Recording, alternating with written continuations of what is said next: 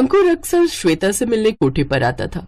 हर दूसरे दिन अंकुर कोठे पर जाता जहां उसे श्वेता से प्यार हो गया और श्वेता भी उसे अपना दिल दे बैठी। एक रोज, श्वेता, चलो मैं तुम्हें इस नरक से दूर बाहरी दुनिया में ले चलता हूँ। हम दोनों शादी करके अपनी गृहस्थी बसाएंगे और इज्जत की जिंदगी जिएंगे।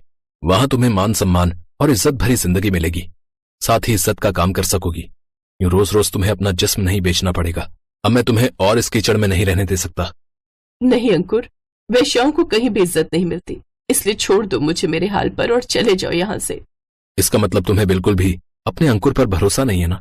ठीक है, फिर अभी इस चाकू से मैं अपनी कलाई काट लेता हूँ, फिर तो तुम्हें यकीन हो जाएगा ना कि मैं तुम्हें कितना प्यार करता हूँ। श्वेता ने उसके हाथ से चाकू छीन लिया और उसके सीने से लगते हुए बोली, अपनी सांसों से भी ज्यादा भरोसा करती हूँ तुम पर, लेकिन समाज से मुझे डर लगता है।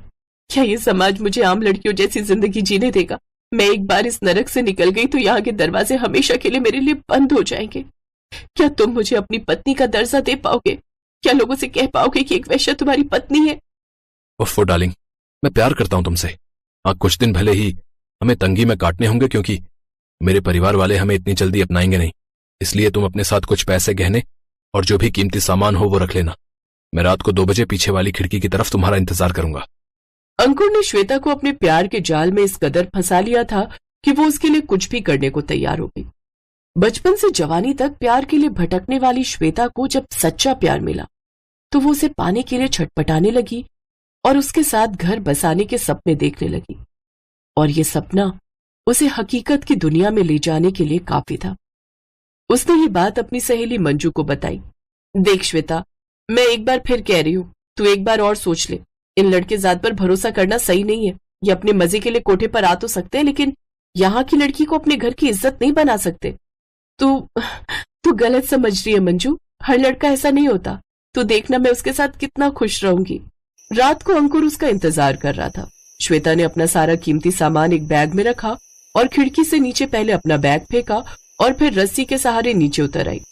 रात में सभी पहरेदार सो रहे थे, इसलिए किसी की भी उस पर नजर नहीं गई। श्वेता आज बहुत खुश थी। आज वो आजाद थी। अंकुर उसे लेकर रेलवे स्टेशन की ओर गया। कुछ देर बाद वो ट्रेन में बैठे। हम कहाँ जा रहे हैं अंकुर? हम लोग माधवपुर जा रहे हैं, वहां मेरा दोस्त रहता है, उसने सब इंतजाम कर लिया है। थोड़ी देर में ट्रेन चलने लगी। फिर बीच रास्ते में जब श्वेता को भूख लगी तो अंकुर ने उसे समोसे लाकर खाने को दिए। उनको खाते ही श्वेता की आंखें भारी होने लगी।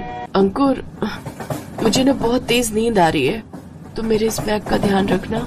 कुछ ही देर बाद अगला स्टेशन आ गया। अंकुर ने चुपचाप वो बैग उठाया और वहां से चला गया। कुछ घंटे बाद सुबह के 9 बज गए। टीटी वहां आया और उसने श्वेता को उठाया। ए लड़की, उठो, सभी स्टेशन खत्म हो गए। कहाँ जाना है तुम्हें और तुम्हारी टिकट कहाँ है? मेरी टिकट? अंकुर, वो कहाँ है? उसने हर तरफ देखा, ना उसे कहीं अंकुर दिखा और ना ही अपना बैग।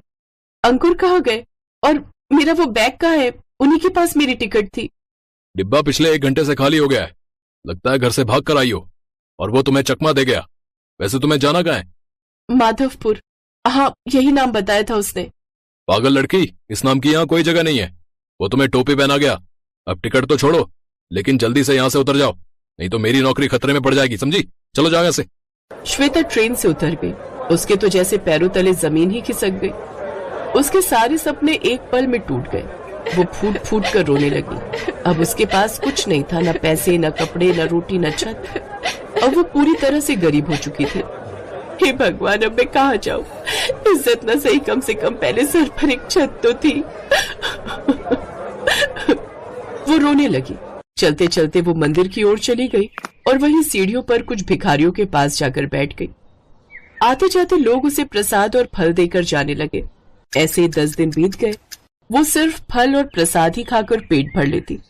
अब तो उसकी हालत ऐसी हो गई थी कि लोग उसे देखते ही भगा देते। कोई उसे काम नहीं देता।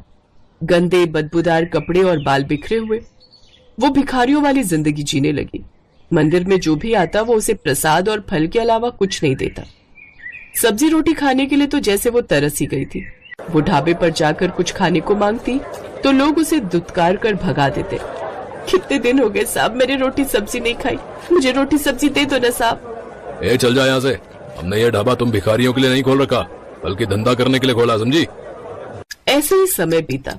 एक रोज वो कूड़ेदान में से रोटी सब्जी तलाशने लगी, तभी उसके पास एक बूढ़ी औरत आई। क्या बात है बेटी, तू रो क्यों रही है और इस कूड़े में से क्या ढूंढ रही है? मुझे रोटी सब्जी खानी है, कई दिनों से मैंने खाना नहीं खाया। अच्छा अच्छा, तू मेरे घर चल, मैं तुझे रोटी सब्जी खाने को देती हूँ।